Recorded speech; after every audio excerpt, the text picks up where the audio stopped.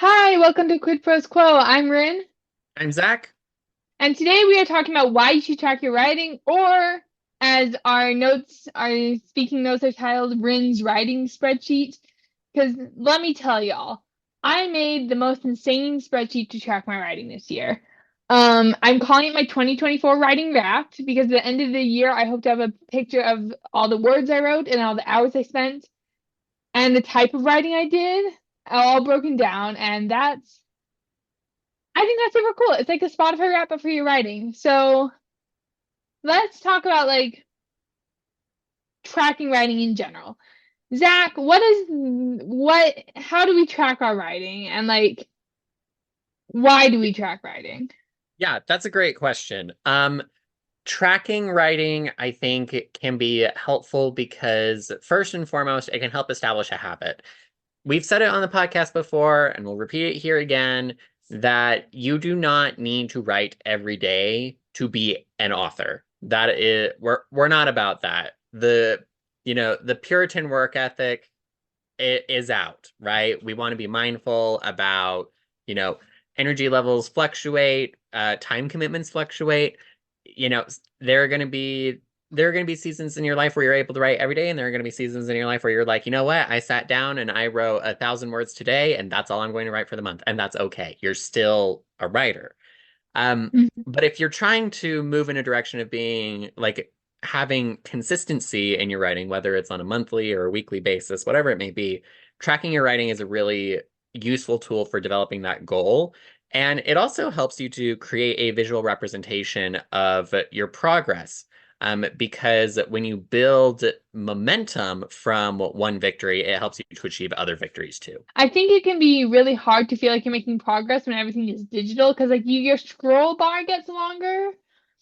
But Mhm. that's kind of Yeah. the only like measure of progress. So if you have like a spreadsheet like tracking like the numbers of the time you spent or the words you wrote or just anything that you spent like actually writing, like that can be really helpful in like seeing that visual representation. Or you mentioned recording words versus time. What are we what are we tracking? I think that's up to each individual author, and it can also depend on the stage of like your writing process you're in. Because Hmm. if you're drafting, you probably want to be counting the words you write a day or a week or a month or whatever. Right. Um, but if you're in an editing phase, it's really hard to track the words you edit. Especially because you're taking some away, you're adding some in other places and like it can just come out to net zero. And that can be really demotivating to see a bunch of zeros or like negative ones on a spreadsheet. So I Right. think it depends on the stage of writing you're in. My spreadsheet, which is up on Patreon, and also will have a TikTok going up in the next few days talking about it and breaking it down more so you can see a visual representation of this. Um, I track not only the words written, but like also the time spent.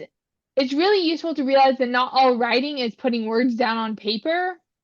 Like I have my spreadsheet separated into administrative writing work, fun writing work, and writing like drafting work, Yeah. where administrative work is anything that's like, oh, I'm starting like a book coaching business. So like administrative work is like working on that business and administrative work is like editing a chapter where I'm just like marking it up. Whereas fun is like hanging out and doing like, writing group with my like calls with my writing group or just anything that's like not drafting but still is contributing to my writing life as an author. Like if I do Right. a book signing at Barnes Noble this year, that will probably go in the fun or maybe the administrative one because it's networking. Yeah. You go to like a writing conference and you're spending like days dedicated to writing, but you may not be getting actual words down on paper, and it's really demotivating to say, "Oh, I worked on writing, but I have nothing to track in my spreadsheet." So I would advocate for using time, and if you want, you can denote the type of time you spend. So that's what I did. Other things I have up. Oh, I'm talking a lot about my spreadsheet. Let's talk about other ways you can track your writing real quick. I like spreadsheets, but you can also use like habit tracking apps like Habitica, which is the one I use Yes. for my general life things. Like maintaining my budget is one of my Habitica dailies or tasks or whatever they're called. I think Yeah, there's yeah. both. But like You can use habit tracking apps like that, and I like that one because it's fun and like RPG themed. But any like streak app will do. But also, I have this weird caveat where if you miss one day, it's not breaking a streak, but if you miss 2 days, it's a streak. But habit apps usually can't configure to be like that. Right. But I think Zach talked about it a little bit. It's really important to give yourself grace on your writing days or your non-writing days because time obligations change and sometimes you don't have the time or energy. And we're not about burnout culture here at Quid Pros Quo.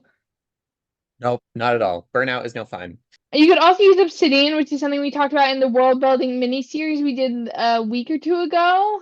Yeah. Where you can like build basic tables and stuff like that in there. Yeah, those are good options. You might want to, because I'm a nerd, I have actually programmed my own writing tracking software. Oh, that's so cool. Yeah, I really liked it.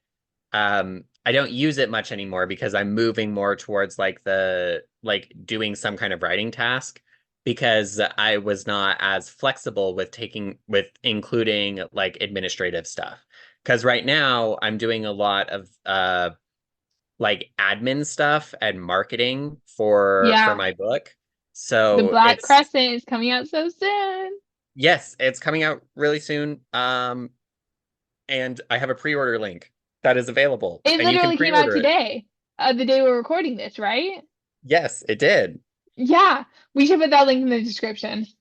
Yes. But anyways, whether you use a habit tracking app or a computer program you wrote yourself or any other like tracking apps or programs you find on the internet or the app stores, I'm a big fan of just spreadsheets like Google Sheets or Excel. And here's the thing, Google Sheets and Excel, they're essentially the same thing. If you Google Excel function or Google Sheet function, they're almost always exactly the same.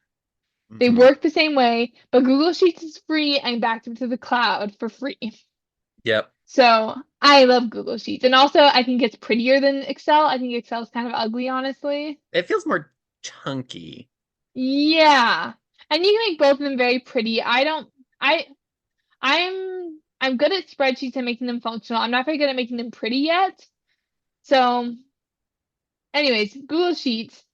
And I mentioned my spreadsheet. I have a TikTok going up about it. If I get it posted by the time this episode goes up, I'll put the link to the TikTok in the description where you can see my sheet. You can also buy it on Patreon. But the fun thing with the spreadsheet is in addition to tracking, you can analyze your data really easily. So in my spreadsheet, I have an analysis of average words and time per weekday and the max word counts and times. So I have, let's see, I've changed the spreadsheet since I wrote these notes. So let me like make sure I have everything. So by day of the week, I have the maximum words and hours and the average words and hours. I also have the best hours of the month, like the day I spent the most hours. So in March, on the 23rd, I spent like 3.25 hours working on a chapter in Dauntless, which is one of my upcoming works. I have like the best words, which was the 31st, where I wrote like just about 3,300. I have the best averages, both on Saturday this past month. The hours average a day, which March was really good for me. I did like over an hour a day of writing on average, and then same thing for words. Then I have my hour sum, and for March it was like 50. For the other past months, it's been like 25. So March was a good writing month for me. Nice. And if you guys want to learn how to make your own spreadsheets, you can do that. You can Google it. If you know me in real life, I might teach you how to do it because I just love talking about this stuff. Because this spreadsheet took me probably like 8 hours to set up. It was a long time, but also it may be easier to buy it for like $5, which is in my Patreon shop. So shameless self promo. Yes, Um, leverage comparative gains. yeah, exactly. Like you could also spend 10 hours making your spreadsheet and figuring out all the formulas. Or you can buy it for $5 and it's built and ready for you to go in an Excel format because that's the only way you could like upload it to that. But you can upload the Excel format to Google Sheets because it has compatibility like that. Mhm. Anyways, this has been why you should track your writing, and you should track your writing because it is so motivating to see a visual representation of progress. It's really interesting to see your analytics. Is that the right way to use the word analytics? It's a right way to see your data. Yes. And it's just fun. If you have like a cool spreadsheet you're really passionate about, you can just like tell people about it, writing functions. And then you like become not only a cool author, you're also the cool author who has cool spreadsheets. Yes. And I'm such a like scientist nerd for doing this. I realize this.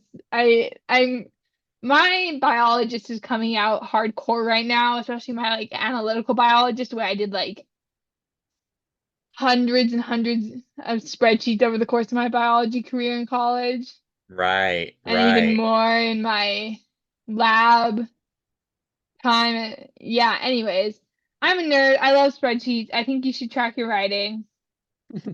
This was such a self-indulgent episode for me. Thank you for listening. Jack, do you have anything else you want to say? I would say that you should definitely check out Rin's writing spreadsheet if you think that's going to be helpful for you. And just like we say on Quid Pros Quo, part of becoming a writer is finding out what works for you. So consider what's going to be the best for you. Maybe a spreadsheet isn't going to work so well, and maybe you want to knit a blanket where the different rows of the blanket correspond to how you felt about your writing that day. It really doesn't matter. Like, what is most important is that you find what works for you. My spreadsheet also has mood tracking on it, just saying. Nice. I think I forgot to say that early in the episode, but it's in the notes and it is on my spreadsheet. So, Nice. yeah, this has been Quid Pros Quo. Thank you so much for listening. See you next week. Quid Pros Quo is hosted by DC Winters and CK Jensen. If you like this episode, be sure to leave us a rating. And if you'd like to contact us, you can email us at quidprosquo@gmail.com. For more episodes, check us out on Spotify, Apple Podcasts, or wherever else you get your podcasts.